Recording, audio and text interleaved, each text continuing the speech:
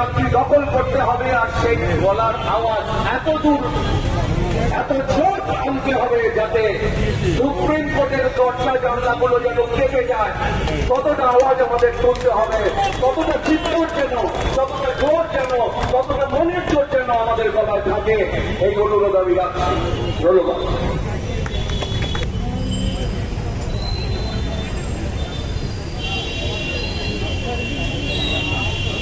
অঞ্চলে পার্শ্ববর্তী অঞ্চলে যে সকল মানুষ শেষ 26 ঘন্টা অতিক্রান্ত হয়েছে আমাদের এই অবস্থান মঞ্চের বহুক্ষণ ধরে যারা আমাদের কথা, আমাদের ভাষা, আমাদের আওয়াজ সেই 9 তারিখ থেকে যবে থেকে দাঁড়িয়ে এই কলকাতা শহরের বুকে এখান থেকে প্রায় 20 জনের মধ্যে আর্যকর মেডিকেল কলেজে যে নৃশংস ধর্ষণ করে খুনের যে ঘটনা ঘটেছে, এবং প্রথম দিন থেকে আমরা রাস্তায় থেকেছি, রাস্তায় থাকার স্পর্ধা পেয়েছি, রাস্তায় থাকার বল পেয়েছি মহিলাদের জন্য।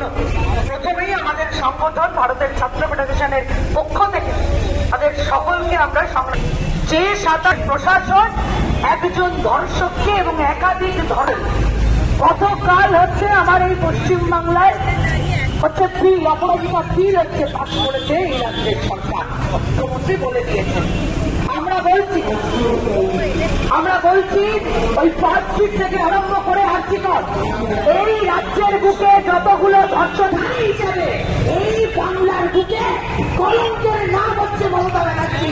যে মমতা ব্যানার্জি এই রাজ্যের বুকে পার্কশিটের ঘটনাকে বলেছিল ছোট ঘটনা, সামান্য ঘটনা করেছিল, বলেছিল মেয়েটি প্রেগনেন্ট ছিল, বলেছিল মেয়েটির লাভ হতে হচ্ছিল ছেলেটির সাথে। এই ঘটনা মঞ্চ থেকে মমতা ব্যানার্জিকে হুঁশিয়ারি দিয়ে মনে করিয়ে দিতে চাই